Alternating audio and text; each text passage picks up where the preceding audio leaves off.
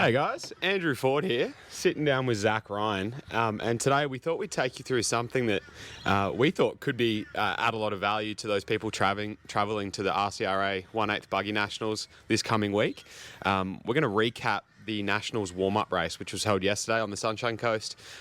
Brilliant day, really nice track built by Zach, a lot of flow, but we have some things that we tested, we tried, things that worked, things that didn't work, and just thought we'd take you through some of maybe the tyre options, bit of car setup, talk about the track a little bit, and hopefully better prepare you for when you do fly out to bring the right tyres and get prepared to hit the ground running and get some good results straight away. Yeah, I mean, I'm probably a little bit hazy from last night. We did get on the mango beers, but yeah, I guess thought maybe come up with a bit of a routine about talking about some tyres and what we changed, what we learnt. So I think we can probably start a little bit around the surface. So obviously the track's green. Part of the rules is, we don't run on it, only that one race before the Nationals. And then, we've been trying to run a Nationals for a couple of years now. Everyone's pretty keen, so I'm very excited to see everyone and sort of, work out who's going to be the national champion. But yeah, the track was super green when we first went on it, like really, really fluffy on the top. But by the end of the day, it got down to a pretty hard surface, and the grip started coming in. Obviously, the moisture is pretty important for this clay. When it's dry, it's actually quite slippery, but if you can get the moisture into the dirt, then you've got a really nice consistent grip. Probably like a medium grip. I wouldn't say it's low and it's not high. It's definitely somewhere in between. But tyre choice is very critical. And this weekend we actually had the opportunity to test pretty much the full suite of Proline, because we're running multiple cars with the EP and the gas. So we tried the new Proline Hex Shot, the Whole Shot, the Convict, and the Slide Lock. We gave the whole range a go, basically, between the two of us and the three cars we had, both running Proline. So we tried every combination that we thought may work on the track as it evolved. So like Zach said, when we got there, super fluffy on top, pretty hard underneath, but that kind of bedded and grooved in, got harder, a little bit more abrasive, tyre started moving around a little bit more, and the tyre choice changed. So I think probably starting from the top. Now, given the sort of the weather and the national titles, I don't know how it's going to start out. I would expect it starts out with a semi-hard base, provided there's not too much rain, but a semi-hard base, not as fluffy. But we started out both on M3 whole shots, which I thought was, given the condition, the right tyre choice. You couldn't get away with a slide lock early on. We tried the Hex Shot as well early up. I tried Whole Shot M3 and Hex Shot M3. Both quite similar. The Whole Shot was faster.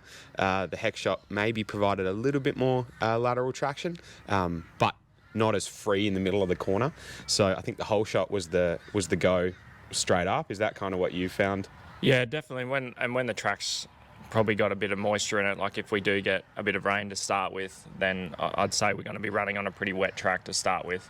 So for sure, a small pin like a Whole Shot is definitely where you want to start, and depending on how cold it is, like we're running pretty much predominantly M3 or M4. The M range is definitely a bit better suited to the natural dirt. I don't think the really high abrasive grip is here on this track. So I mean, maybe in the final, like we've got 160 entries, there's going to be a lot of people that we might get a bit of a groove down. So you might be going to an S4 for an hour. But in saying that, like you could probably get quite comfortable, probably an hour and a half on a set M3 slide locks. We had a race last year and we hit a 45-minute main and I ran S3 slide locks, and I probably had 65-70% tread left after 45 minutes, which was pretty good. Was it abrasive at that event? No, I mean, some of the other tyre brands were basically bald by the end, so I don't know whether Proline just had a bit more grip and wasn't getting the wheel spin. Yeah. But for sure, like, we'll easily get an hour out of set of M3 slide locks. Yeah, M3 and M4 would be the two compounds you would take for most of the tyres, I think. Like Zach said, maybe an S4. I don't think we'll get to an S3, but probably worth having maybe a set of those. Yeah, have a set or two in your bag just in case, like, you know. And probably in a slide lock, Yeah. like in the tread pattern. Yeah. I very much doubt it'll be another tread pattern once the track's grooved. Yeah, I agree. I mean, definitely to start with would be a whole shot, but, you know, once the track sort of cleans up a little bit and you get down to a hard surface, like I've put the slide locks on and found that it just sort of transformed the car. Really, it was definitely the right tyre out of the range. So Definitely. if you are bringing some tyres in the Pro line, it would be the slide lock. Alex was on a green reflex, so if you're on the JC range, it looks like the reflex is probably the go-to. Yeah, always. Yeah, so if you are travelling in and you're confused about tyre choice, we tried the Convict as well. Oh, actually, did you try the Convict? I've run Convict previously at the track, and like it felt pretty similar. Like the lap times was close to the whole shot, but I feel like the whole shot just gave a little bit more all-round grip. There's a bit more spacing in the pin, and so you know you get with that flex, you just get that little bit more grip. There's a bit more room for the dirt to get in between the pins and stuff. I ran them yesterday, so the Proline Convict in an M3. The track had sort of that. It was in between very dusty for a whole shot and grooved for a slide lock, and I thought I'd try the Convict between the two surfaces, and it kind of was exactly what you're saying when you've run it previously. It was okay, but at that point in time, the whole shot was better, and then when the track grooved up and became harder, it was okay, but at that point, the slide lock was better. Yeah. So I think it worked, but both times there was a better choice in either an M3 whole shot or an M4 or an M3 slide lock. Yeah. Was the better tyre. So I think for the main, yesterday ended up running quite late, and we ended up running the main completely under lights. Not sure if that's going to be happening at the national titles, depending on whether it may need to. If it is nighttime when we're running, the track held a ton of moisture, went from dusty to really almost modelling clay type of. And you surface. can visually see it. Like if you know, there's quite a colour change from when it's wet. Like it's really like Absolutely. a dark sort of red, and then when it's dry, it's nearly white. So last night is probably that clay is amazing at night. Really good grip. But you know, you do need to be on an M4 at night, as you probably learnt. Rule number one when you travel, listen to the locals, because it turns out they know what they're talking about. I decided Pretty much told you, but there were some crazy people here. yeah, it looks like we got some ring-ins. Got some ring-ins. So I decided I ran M4 slide locks on my e-buggy, and then for the Nitro main, I decided to run an M3 whole shot because it was tacky, it wasn't dusty, and I thought that would be the tyre. Zaka went for the M4 slide lock, and it was for sure the tyre. Yeah, I pretty much saw you putting the M3s on, and at that point, like I knew that like I'm finally going to beat 40 in Cut a tyres. race. Yeah, So, what an idiot. yeah. But it was a major confidence boost going into the final for me. So I appreciate that. no, man, no worries. I'll not listen to you next time. It'll work out great. Yeah, excellent. But at the end of the day, take the negative, turn it into a positive.